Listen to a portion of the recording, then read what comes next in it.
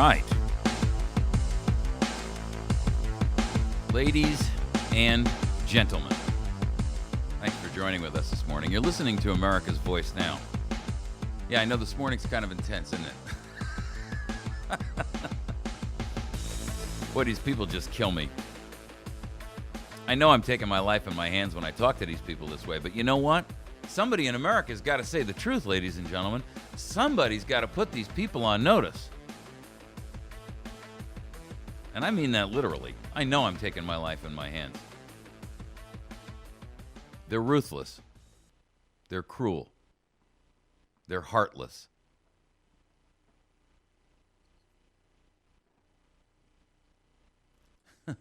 You know,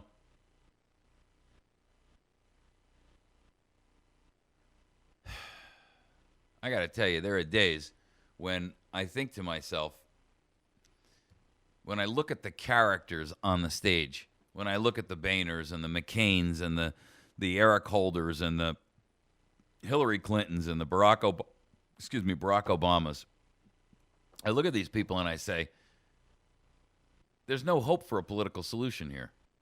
That the best that we can do at this stage in the game is we can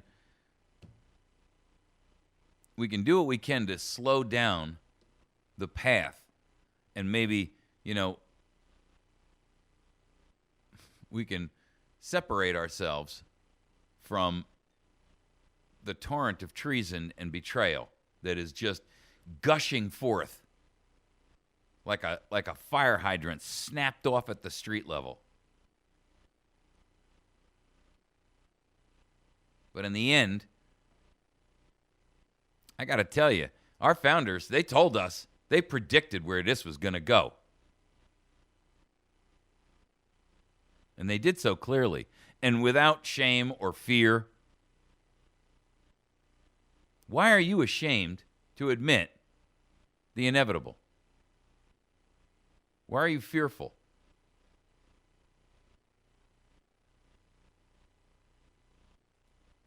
Why?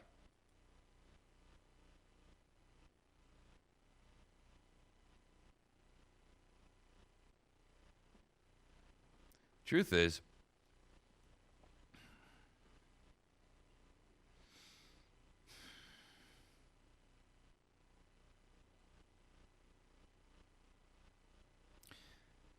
we know. We can look over at the Bundy Ranch situation and know. We can look at the couple from Colorado who lost their property there for the BLM and the National Park Service open space. We can look at the Ozark Scenic National Riverway, knowing that they're shutting it down and creating a wilderness area there in line with Agenda 21 and the massive conspiracy. And yes, I'm saying the word conspiracy, and I mean it in its textbook Black's Law Dictionary variant, to accomplish a globalized world run by an exclusive but very, very limited access group of oligarchs.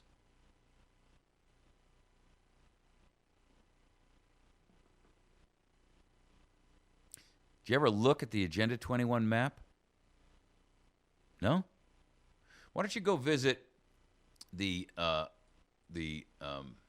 Facebook page for Missourians against Agenda 21? I mean, it's facebook.com. Just search Missourians against Agenda 21. Go look at the map that's there. Not because it's Missourians. It shows the whole nation. And it shows you the areas that they construe have to be turned into open space, wildlands, returned back to nature. The problem is there's people living on it. Then look back at the reality of what's going on around us in our nation and tell me that that goal is not being accomplished. Tell me you can't see it. And if you can't, I will ask you to take the blinders off your eyes. And whether you wear them and keep them strapped on out of fear or ignorance makes no difference.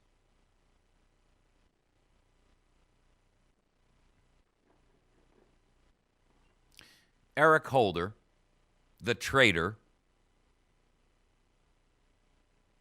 the man who's been convicted of civil and criminal contempt of Congress for failing to release documentation showing the culpability and the guilt of this government and his department related to Fast and Furious. Well, he was expected to address a group of new police officers that were going to be graduating as cadets from the Oklahoma Police Academy. But guess what? About 100 protesters, including, by the way, I might add, a couple of individuals who were representatives, state representatives from the State House. They said, not so fast.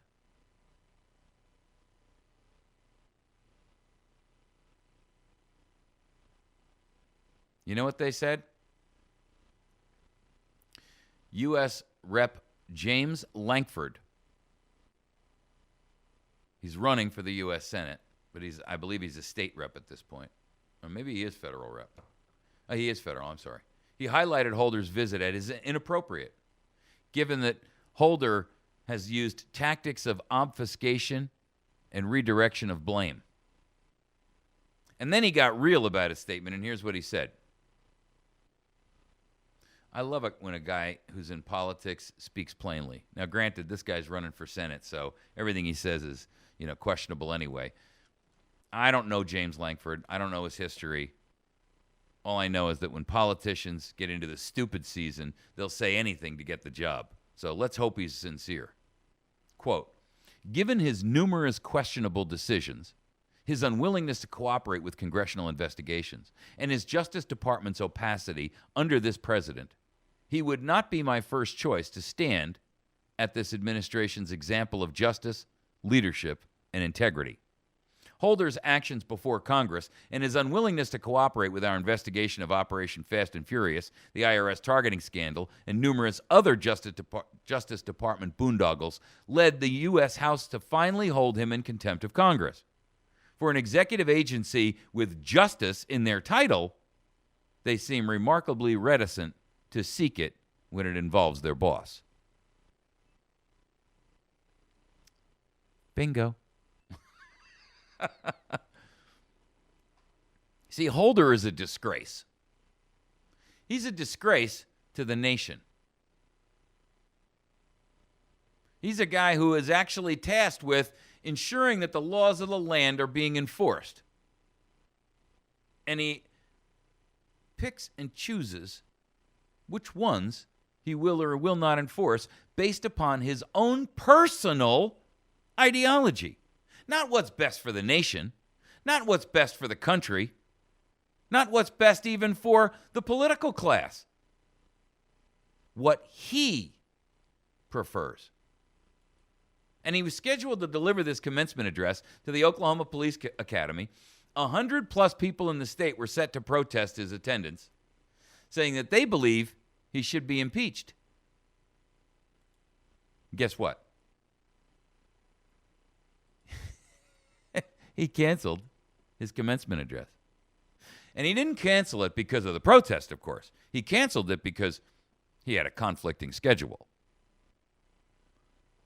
What kind of a camera pig like Eric Holder ever would allow a conflict of schedules to keep him away from the fawning press?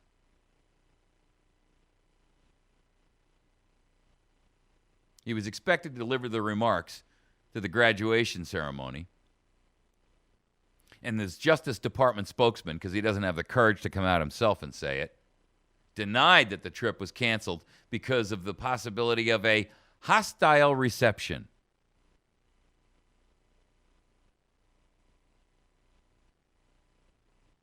The Attorney General has been looking forward to addressing the cadets and regrets he cannot attend in person, said the spokesperson.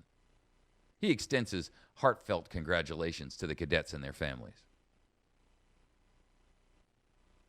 Well, let's clarify and understand exactly what really happened here and put the BS aside for a moment, shall we? Eric Holder is a traitor. Eric Holder is a traitor to his nation. and he's a traitor to the people in this country. In fact, Eric Holder is worse than a traitor. He's a terrorist, a domestic terrorist in a uniform.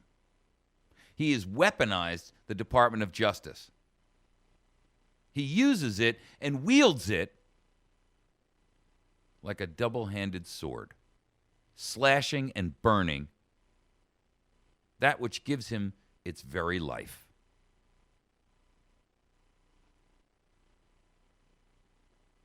They announced the other day that they plan to overhaul the clemency and pardon process for jailed inmates. I don't actually have a problem with that. Many of you know, those of you who listen to the program routinely, know that I served 3 years in a federal penitentiary, frankly, for a crime I didn't commit. And I've met many, many individuals who also were in there for these unbelievably long prison stretches for the most ridiculous nonsense. And it's high time that these individuals and that the crime and the punishment associated with crime actually met the real crime. The federal system, and they're talking here about federal inmates, has long had far harsher sentences than state criminal activity for the same exact crime. I would remind you, yesterday they had a thing on Fox News about a teacher. I think she was in Pennsylvania, but I don't know. The rash of these is just beyond comprehension to me, who was having sex with a student, and she got 30 days, I think it was 30 days in the county jail or 30 days of probation. Whatever it was so wholly inappropriate. She had sex with 3 students, not 1, 3. Had that been a male, he would have been serving a significant amount of time in prison. But I've got to tell you, I met people in the federal prison system who never actually even had sex, were lured in by an individual pretending to be someone to communicate with, and all they did was cross the state line to go there and meet that person, and they served 5, 7, 10 years. There was no touching. This is beyond touching. These are people who actually had sex with the victim.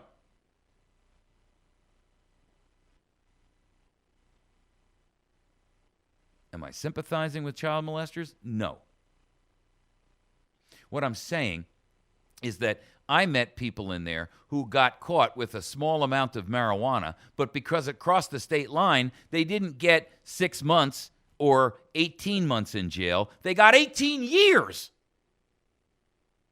And yes, the cocaine disparity between powder and crack cocaine was a crime against humanity. Let me be perfectly blunt. Crack cocaine and powdered cocaine are the same thing. But when you were caught with crack cocaine, they took it and said, no, it's not 1 ounce of crack. It's equal to 100 ounces of powdered cocaine. And they sentenced you based on that, on the quantity, the perceived quantity. Nothing could be less just. Nothing could be less just than a federal prison system that catches you with a couple of plants and doesn't charge you with plants that are 8 inches tall, marijuana plants we're talking about, but charges you with what the weight of those plants would be had they grown to maturity. Did you know that? So, why is it that a guy caught with 10 plants in his basement is suddenly getting 12 years in prison? He got caught with, what, a quarter pound worth of live plants. But no, under the federal system, they didn't catch him with a quarter pound of live plants. They caught him with the 3.5 pounds those plants would have produced if they'd all survived and all grown to maturity. That's how your federal system works. Did you know that under the federal system, you are convicted not based on a level of evidence and a threshold of proof that is equal to the state court? in a state court. How many times have we all heard it? You have to find, ladies and gentlemen of the jury, that this person is guilty beyond a reasonable doubt. But in the federal system, it's not a reasonable doubt. In the federal system, what it is a preponderance of the evidence. And if you know anything at all about law, and even if you don't, all you have to do is look at the words. A preponderance of evidence means it's likely that you committed the crime.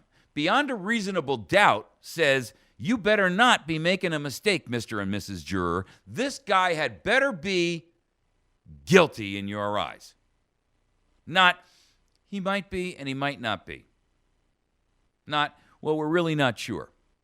And to sentence people to prison based on a preponderance of the evidence is criminal in and of itself. The truth of the matter is, in 1980, the federal prison population, you know what it was? 20,000 people. 20,000. You know why? Because there are only a few crimes that the federal government can actually prosecute you for. And there should not be a Department of Justice. We don't need one. The only crimes that the federal government can prosecute you for are treason. And we sure as heck know they're not prosecuting anybody for that, or they'd have to throw themselves all in jail.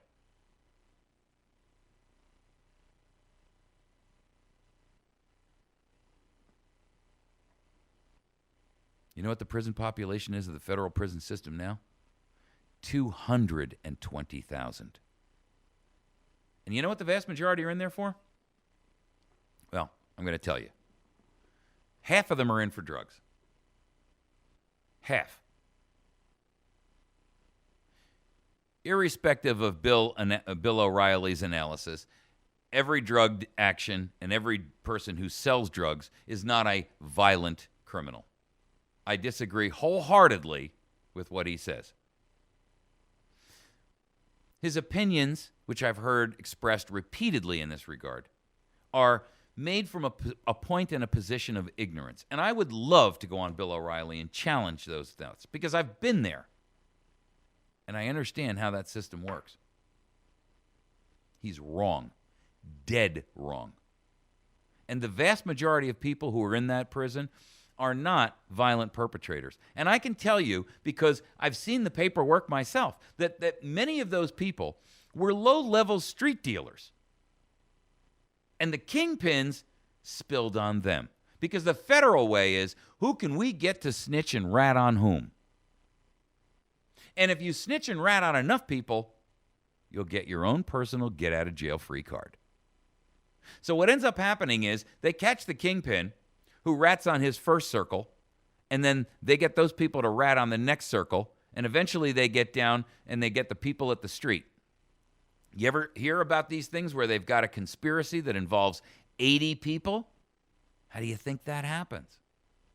80 people tied up into one conspiracy. 1 or 2 people at the top, 5 or 6 or 8 people around them, 15 people around them, 60 people around them. And it flows downhill in a hierarchical fashion. The truth of the matter is, Congress is already working on a sentencing reduction plan. But that's not fast enough for Eric and Obama. That's not fast enough for a guy who has absolutely no respect for the law. You want to know why these cadets didn't want to hear from the Attorney General, from the Department of Justice, the #1 law enforcement officer in the country? Because he doesn't represent law enforcement. He represents ideology. He represents everything that's ugly. He is currently in contempt of Congress himself for civil and criminal failure to produce fast and furious documentation. He and Obama yesterday announced their new unconstitutional, unilateral, banana republic dictatorial actions to change the law related to reducing the sentences. I'm all for reducing those sentences, but it shouldn't be based upon Barack and Eric's ideology. and their social justice theory.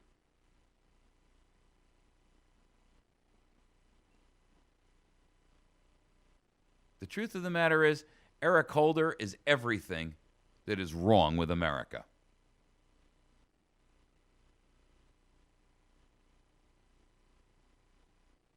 And he's a coward. He's a coward because he wouldn't show up there, despite the fact that people were going to stand up and say, we don't want you here. He didn't even have the courage of his convictions to show up and give the speech anyway.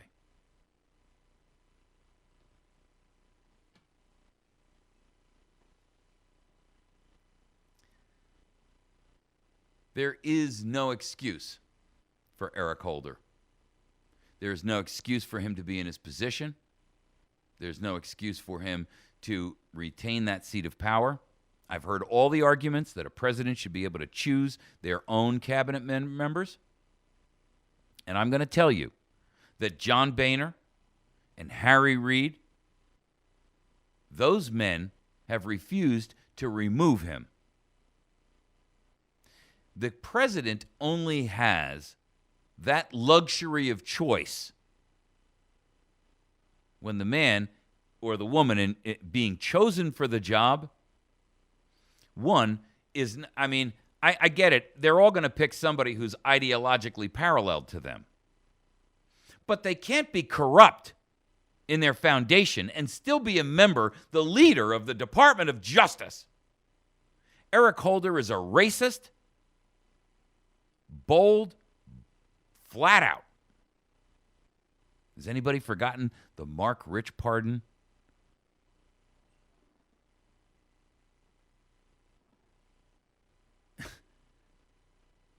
I'll tell you what.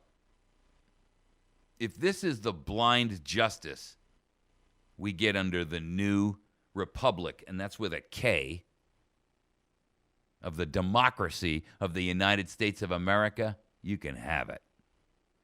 This isn't the rule of law. This is the rule of men.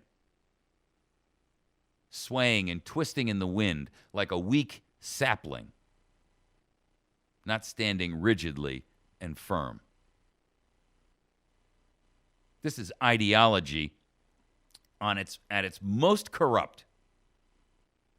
And Eric Holder is the poster child, the symbology, to use the administration's screwy grammar, of all that's wrong with the justice system in this country. I'm all for getting those people out of prison. In fact, frankly, the vast majority of them probably don't even belong there in the first place. But that does not excuse Eric's and Obama's treasonous, traitorous action. A violation of the Constitution cannot be forgiven, ladies and gentlemen. Not by Hillary, not by Barack, not by Boehner, not by Holder, not by Dirty Harry, not by Valerie Jarrett, not by the 9 black-robed conflict of interest masters on the Supreme Court. And until this country comes to the conclusion that we're going to do the right thing by we the people who created this government to serve at the what? Consent of the governed, then this country will never be able to restore itself. And we will come to a terrible, terrible end.